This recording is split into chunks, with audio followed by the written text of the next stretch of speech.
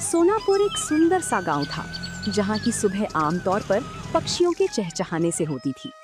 उसी गांव के चौक पर माधव अपनी रेड़ी को जोर लगाकर धक्का दे रहा था, जिस पर केवल पत्ता गोभियों का ढेर लगा था।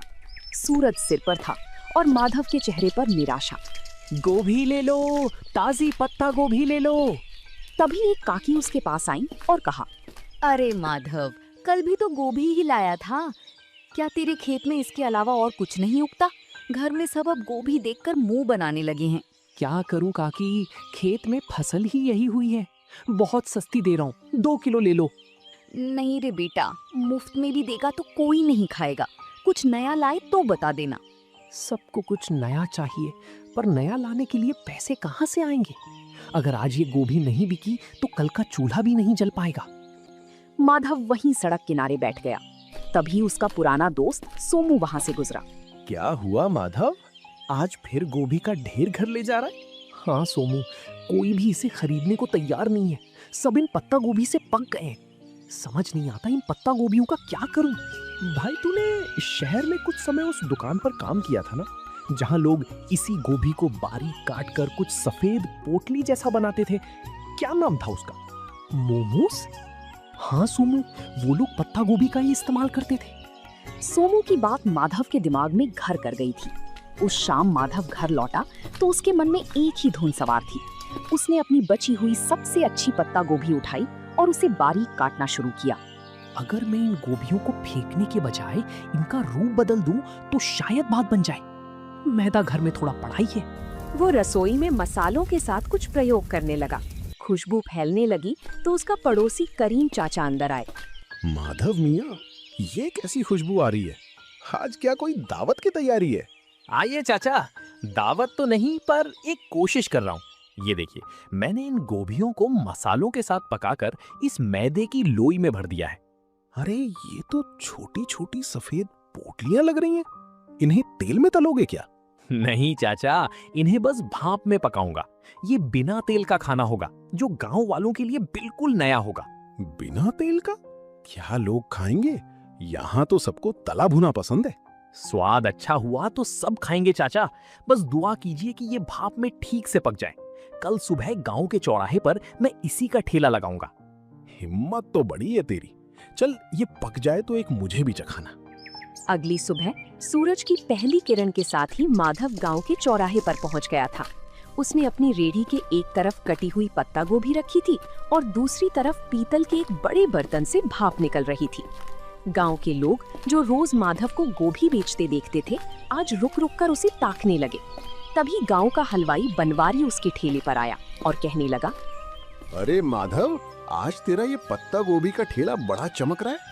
ये बड़े बर्तन में क्या उबाल रहा है भाई? सुबह सुबह चाय बना रहा है क्या? नहीं बनवारी भाई, ये चाय नहीं है, इसे मोमोस कहते हैं। शहर का बड़ा मशहूर नाश्ता है। आज पहली बार अपने गांव में लाया हूँ। मो क्या?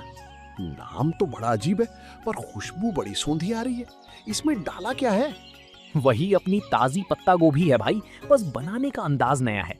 ये देखिए, साथ में ये लाल चटनी भी है। तभी गांव का एक बुजुर्ग उसके पास आया और उसने कहा, बेटा, ये दिखने में तो बड़ा कोमल लग रहा है। क्या ये बुजुर्गों के खाने लायक है? मेरे दांत अब सख्त चीजें नहीं चबा पाते। बाबा, ये तो मुंह में जाते ही घुल जाएगा। ये भाप में पका है, बिल्कुल रूई जैसा नरम। आप बस एक बार जरा सा चक्कर देखिए। बुजुर्ग ने एक छोटा सा टुकड़ा चखा।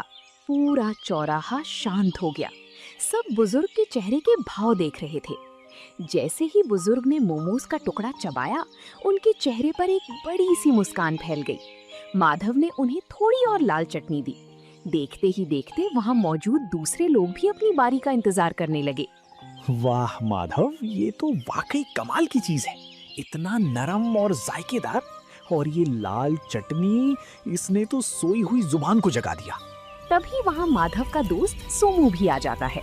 माधव, मुझे भी एक प्लेट दे भाई। कल तो तू बड़ा परेशान था और आज तूने यहाँ कमाल कर दिया। अब जल्दी जल्दी इसका स्वाद सबको चखा दे, लोग इंतजार कर रहे हैं। हाँ सोमू, सबको दूंगा, पर ध्यान रखना चटनी थोड़ी तीखी है, संभल कर खाना। अरे माधव, तीखा ही तो असली मजा है।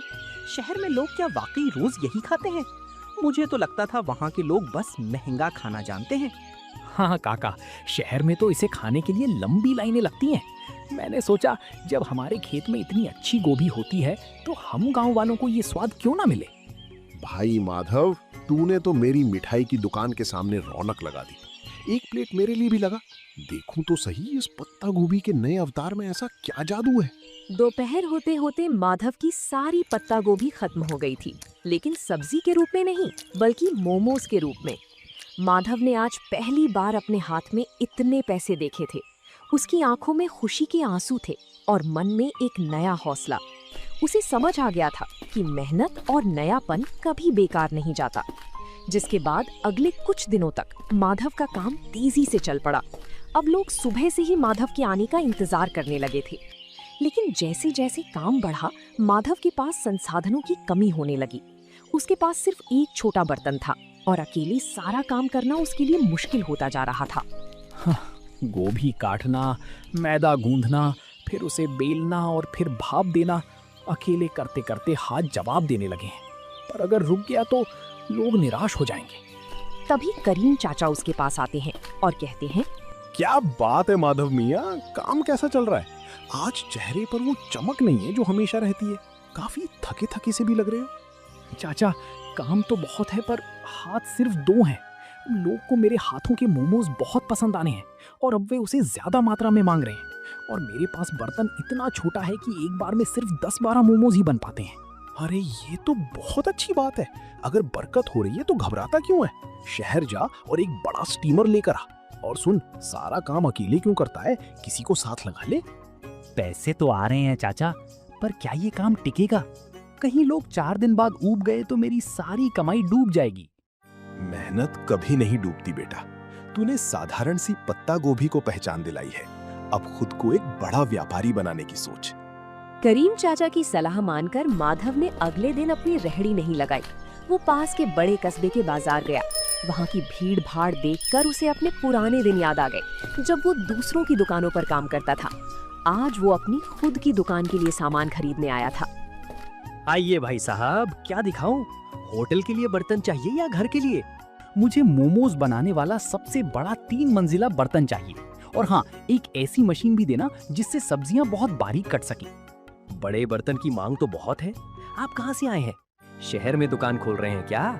नहीं साहब, गांव में मेरा छोटा सा मोमोज बेचने का काम है। वहाँ लोगों को उसका स्वाद बहुत पसंद आ रहा है। ये तो बड़ी अच्छी बात है। ये लीजिए, ये स्टील का सबसे बढ़िया बर्तन है। इसमें एक साथ 50 मोमोज आराम से बन जाएंगे। और ये रही आपकी नई मशीन, इससे आपकी मेहनत आधी हो जाएगी। शुक्रिया। अब गांव लौटकर मुझे सिर्फ खाना नहीं बनाना, बल्कि अपने काम को और बेहतर बनाना है। कल से गांव वालों को मोमोज खाने के लिए इंतजार नहीं करना पड़ेगा। माधव जब नए बर्तनों के साथ गांव लौटा तो शाम हो चुकी थी। रास्ते में उसने ढेर सारी पत्ता गोभी खरीदी। उसे पता था कि अब उसका संघर्ष एक नए मुकाम पर पहुंच चुका है। उसने रात भर जागकर नए बर्तनों को साफ किया और अगले दिन की तैयारी की। अगली सुबह जब माधव चौराहे पर पहुंचा तो उसकी रेहड़ी का नजारा बदला हुआ था। 3 मंजिलों वाला ऊंचा स्टील का स्टीमर सूरज की रोशनी में चमक रहा था। गांव वाले ये नया अजूबा देखने के लिए जमा हो गए। माधव के चेहरे पर एक नई चमक थी, क्योंकि अब उसे ग्राहकों को इंतजार नहीं कराना पड़ता था। वाह भाई माधव, ये क्या रॉकेट ले आया आज? ये तो बड़ा आलीशान लग रहा है। रॉकेट नहीं है सोमू भाई, ये 3 मंजिला स्टीमर है। अब एक साथ कई लोग मोमोज खा पाएंगे। कल तक तुम लोग शिकायत करते थे ना कि देर लगती है, लेकिन अब इसकी मदद से नहीं लगेगी। अरे भाई, बर्तन तो बड़ा कर लिया, पर क्या स्वाद वही रहेगा? अक्सर काम बढ़ने पर लोग जायका भूल जाते हैं। बनवारी भाई, जायका तो मेरी मेहनत में है, बर्तन में नहीं। आप बस देखते जाइए। आज मैंने चटनी में एक खास चीज और मिलाई है, खेत का ताजा पुदीना। माधव, सुना है तूने कस्बे से कोई मशीन भी मंगवाई है? क्या अब मशीन से खाना बनाएगा? नहीं काका, मशीन सिर्फ सब्जियां बारीक काटने के लिए है। मेहनत तो अभी भी इन हाथों की ही रहेगी। मशीन से बस मेरा समय बचेगा, ताकि मैं आप सबको गर्मा गर्म खाना खिला सकूं। उस दिन माधव की रेहड़ी पर इतनी भीड़ थी कि गांव का मुख्य रास्ता जाम होने लगा। माधव बड़ी फुर्ती से हाथ चला रहा था। वो पत्ता गोभी की फिलिंग भरता, उन्हें आकार देता और स्टीमर में सजाता। कुछ ही मिनटों में भाप के साथ मोमोज तैयार हो जाते। तभी गांव के पटवारी जी अपनी गाड़ी से वहां रुके। माधव, ये क्या शोर मचा रखा है तुमने? पूरा गांव यहीं जमा हो गया है। प्रणाम पटवारी जी, कुछ नया शुरू किया है। ये पत्ता गोभी के मोमोज हैं। आप भी जरा चक्कर देखिए, फिर बताइएगा कि गांव में ये कैसा लग रहा है। पटवारी जी ने जैसे ही एक निवाला खाया तो उन्होंने कहा, वाकई मैंने शहर में कई जगह के मोमोज खाए हैं, पर तुम्हारी ये पत्ता गोभी की फिलिंग और ये देसी पुदीने वाली चटनी, इसका कोई जवाब नहीं। तुमने तो कमाल कर दिया। शुक्रिया साहब, बस सोच रहा था कि अपनी गोभी को फेंकने से अच्छा है उसे इस तरह लोगों तक पहुंचाया जाए। माधव, अगले हफ्ते तहसील के कुछ बड़े अधिकारी गांव आ रहे हैं। क्या तुम उनके लिए भी ऐसा कुछ इंतजाम कर सकते हो? मैं चाहता हूँ वो देखें कि हमारे गांव के युवक कितने मेहनती हैं। ये तो मेरे लिए सौभाग्य की बात होगी साहब। मैं उनके लिए सबसे बेहतरीन मोमोज तैयार रखूंगा। माधव के लिए ये सिर्फ एक ऑर्डर नहीं था, बल्कि उसके हुनर को मिलने वाली सरकारी पहचान की शुरुआत थी। उस रात माधव ने चैन की नींद ली, क्योंकि अब वो सिर्फ एक गरीब सब्जी वाला नहीं, बल्कि गांव का मोमोज मैन बन चुका था। पटवारी जी का वादा माधव के लिए एक बहुत बड़ी चुनौती और अवसर दोनों था। तहसील के अधिकारियों का आना कोई छोटी बात नहीं थी। माधव ने तय किया कि वो इस मौके को हाथ से जाने नहीं देगा। उसने अपनी छोटी से रसोई घर को साफ किया और अपनी रेहड़ी को अच्छे से सजाया। माधव बेटा, कल का दिन बहुत बड़ा है। सुना है शहर से बड़े साहब लोग आ रहे हैं। क्या तूने सारी तैयारी कर ली? हाँ चाचा, मैंने आज सुबह ही खेत से सबसे ताजी और कोमल पत्ता गोभी तोड़ी है। मैं नहीं चाहता कि स्वाद में जरा भी कमी रहे, बस थोड़ा डर लग रहा है। डर कैसा? तूने तो पूरे गांव का दिल जीत लिया है। वो तो फिर भी बाहर के लोग हैं। बस अपनी सादगी और सफाई का ध्यान रखना। सोमू, तू कल मेरी मदद करेगा?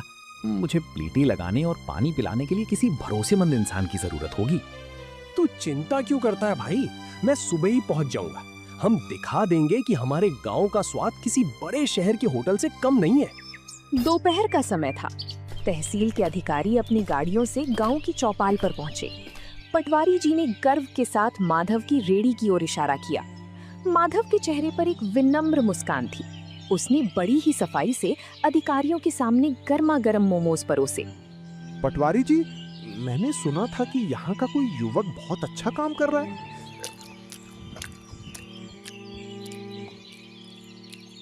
अरे ये तो वाकई लाजवाब है।